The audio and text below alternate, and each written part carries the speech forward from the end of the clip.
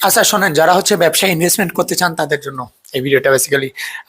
দেখেন, আপনার টাকা পয়সা আছে বলে আপনি হুটহাট করে যে কোনো ব্যবসায় ইনভেস্টমেন্ট করে ফেলবেন এমনটা না। এন্ড কোনো বড় বিজনেস ভালো করতেছে মানে ওইখানে আপনি ইনভেস্টমেন্ট করবেন, এটাও কিন্তু ঠিক না। কেন ঠিক না? কারণ দিন শেষে আপনি দেখবেন যে হতাশ হচ্ছেন গরম কথা শুনে। ওয়াই? আমাকে রিসেন্ট একজন প্রশ্ন করে যে হচ্ছে ভাই আমি এখানে ইনভেস্ট করবো কিনা। এখন কথা হইতেছে, ভাই দেখেন আপনি ধরেন, খুবই সিম্পল হিসাব আপনি বুঝবেন, হ্যাঁ।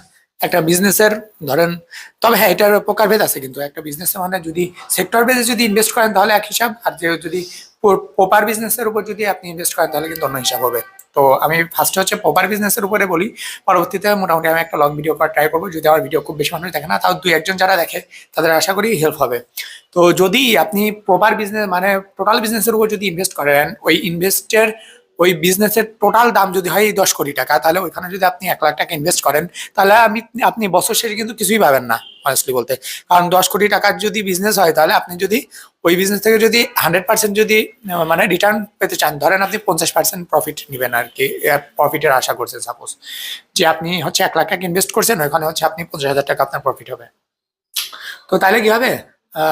হচ্ছে 50% যদি আপনি ওই 1 লাখ টাকাকে দ্বিগুণ করতে চান, তাহলে কিন্তু ওই কোম্পানির কিন্তু হিসাবে হচ্ছে চার মানে 40 কোটি টাকার কিন্তু 1 বছরের বিজনেস হতে হবে, রাইট? তা নাহলে কিন্তু আপনি কিন্তু হবে না কিন্তু। ঠিক আছে? কারণ ওই company have many investor, and যদি ইনভেস্টর নাও থাকে তারপরেও তো কোম্পানির নিশ্চয়ই একটা ভ্যালুটিও থাকে। আশা করি কথায় ভুল হলেও আপনি বুঝতে পারতেছেন আমি আসলে কি বলতে চাচ্ছি। আবার বলে রাখা ভালো যে আমার কথাবার্তায় কিন্তু ভুল হতে পারে মানে হিসাবে, বিকজ আমি এখানে কোনো ক্যালকুলেটর নিয়ে বসিনি, প্লাস হচ্ছে আমি আগে থেকে কোনো প্রকার হিসাব করেও বসিনি। ঠিক আছে?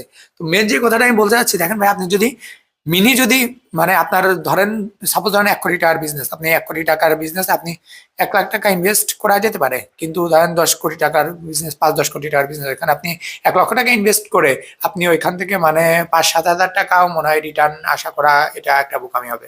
বাট হালালের কথা যদি চিন্তা করেন, দেখা যাচ্ছে আপনার কাছে কোনো অল্টারনেটিভ ওয়ে নাই, তখন আপনি ইনভেস্ট করতে পারেন। বিকজ আপনার যে পরিমাণ হচ্ছে ইনফ্লুয়েন্সিং রেট, ঠিক আছে, তার থেকে আপনি ইনভেস্টমেন্ট করলে হয়তো বা রিটার্ন আসতে পারে। লস হতে পারে, লস হলেও কম হবে। লস যদি আপনি করেন তাহলে লস হলেও কম হবে।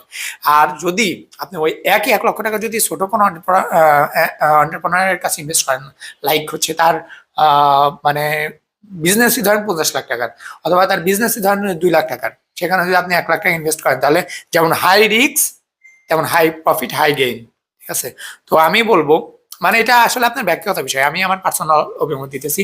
আমি সবসময় মানে মানে মারাত্মক রিস্ক নিতে আসলে পছন্দ করি, যে হয় স্পার নয় ওস্পার। হুম। তো যদি আপনার যদি এমন যদি ক্যাপাবিলিটি থাকে, তাহলে আপনি ছোট ছোট মানে যারা ছোট বিজনেস করতেছে তাদের